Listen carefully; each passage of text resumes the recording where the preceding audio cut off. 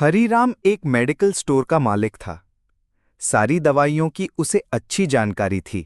10 साल का अनुभव होने के कारण उसे अच्छी तरह पता था कि कौन सी दवाई कहाँ रखी है। वह इस व्यवसाय को बड़ी सावधानी और बहुत निष्ठा से करता था। दिन भर उसकी दुकान में भीड़ लगी रहती थी। वह ग्राहक को वांछित दवाइयों को सावधानी और समझदारी से देता था, परंतु उसे भगवान पर बिल्कुल ही भरोसा नहीं था। वह एक नास्तिक था। उसका मानना था कि प्राणी मात्र की सेवा करना ही सबसे बड़ी पूजा है, और वो जरूरतमंद लोगों को दवा निःशुल्क भी दे दिया करता था। समय मिलने पर वो मनोरंजन हेतु अपने दोस्तों के संग दुकान में लूडो खेलता था। एक दिन अचानक बारिश होने लगी। बारिश की वजह से दुकान में भी कोई ग्राहक नहीं था। बस फिर क्या, दोस्तों को बुला लिया और सब दोस्त मिलकर लूडो खेलने लगे। तभी एक छोटा लड़का उसकी दुकान में दवाई लेने पर्चा लेकर आया। उसका पूरा शरीर भीगा था। हरीराम लूडो खेलने में इतना मशगूल था कि बारिश में आए हुए उस लड़के पर उसकी नजर नहीं पड़ी। ठंड से ठिठुरते हुए उस बच्चे ने दवाई का पर्चा बढ़ाते हुए कहा, साहब जी, मुझे ये दवाइयाँ चाहिए। मेरी माँ बहुत बीमार हैं, उनको बचा लीजिए। बाहर सब दुकानें बारिश की वजह से बंद हैं। आपकी दुकान को देखकर मुझे विश्वास हो गया कि अब मेरी माँ बच जाएगी। उस लड़के की पुकार सुनकर लूडो खेलते खेलते ही हरीराम ने दवाई के उस पर्चे को हाथ में लिया और दवाई देने को उठा।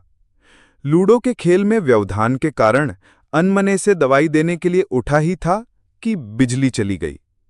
अपने अनुभव से अंधेरे में ही दवाई की शीशी को झट से निकालकर उसने लड़के को दे दिया। दवा के पैसे देकर लड़का खुशी खुशी दवाई की शीशी लेकर चला गया। अंधेरा होने के कारण खेल बंद हो गया और दोस्त भी चले गए। अब वो दुकान को जल्दी बंद करने की सोच ही रहा था, तभी लाइट आ गई और वह यह देखकर दंग रह गया कि उसने दवाई समझकर जो दवा उस लड़के को दी थी, दरअसल वह चूहे मारने वाली जहरीली दवा की शीशी थी, जिसे उसके किसी ग्राहक ने थोड़ी देर पहले लौटाया था। और लूडो खेलने की धुन में उसने अन्य दवाइयों के बीच यह सोचकर रख दिया था कि खेल समाप्त करने के बाद फिर उसे अपनी जगह वापस रख देगा।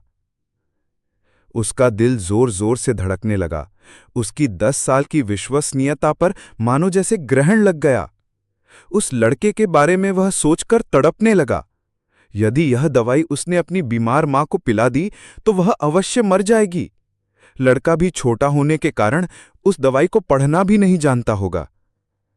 एक पल वह अपने लूडो खेलने के शौक को कोसने लगा और दुकान में खेलने के अपने शौक को छोड़ने का निश्चय कर लिया। पर यह बात तो बात की बात देखी जाएगी। अब उस गलत दी दवाई का क्या किया जाए? उस लड़के का पता ठिकाना भी वह नहीं जानता था। कैसे उस बीमार मां को बचाया जाए? सच कितना विश्वास था उस लड़के की आंखों में। हरीराम को कुछ सूझ नहीं रहा था। घर जाने की उसकी इच्छा अब ठंडी पड़ गई। दुविधा और बेचैनी उसे घेरे हुए था। घबराहट में वह इधर उधर देखने लगा। पहली बार श्रद्धा से उसकी दृष्टि दीवार के उस कोने में पड़ी जहां उसके पिता ने जिद करके श्री बांके बिहारी का छोटा सा चित्र दुकान के उद्घाटन के वक्त लगा दिया था। पिता से हुई बहस में एक दिन उन्होंने हरीराम से श्री बांके बिहारी को कम से कम एक शक्ति के रूप मानने और पूजने की मिन्नत की थी। उन्होंने कहा था कि भगवान की भक्ति में बड़ी शक्ति होती है, वो हर जगह व्याप्त है और श्री बांके बिहारी जी में हर बिगड़े काम को ठीक करने की शक्ति है। हरीराम को यह सारी बात याद आने लगी।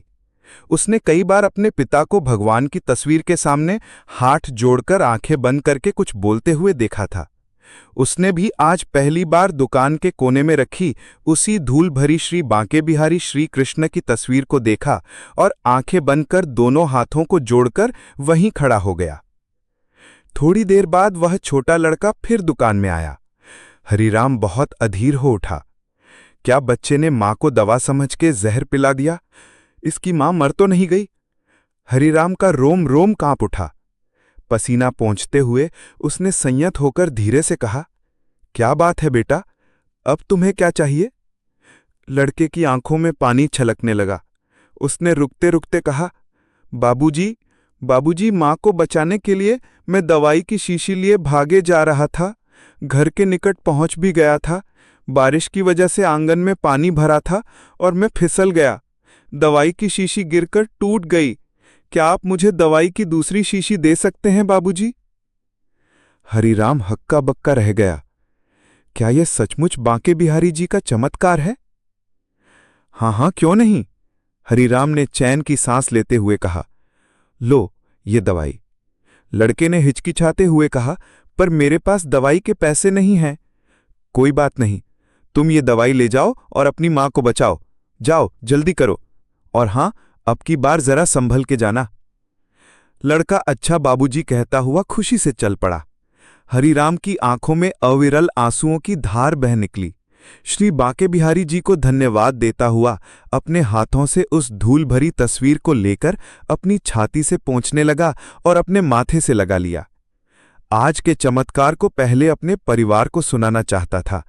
जल्दी से दुकान बंद करके वह घर को रवाना हुआ। उसकी नास्तिकता की घोर अंधेरी रात भी अब बीत गई थी और अगले दिन की नई सुबह एक नए हरीराम की प्रतीक्षा कर रही थी। अगर आपको कहानी अच्छी लगी तो चैनल को सब्सक्राइब जरूर करना।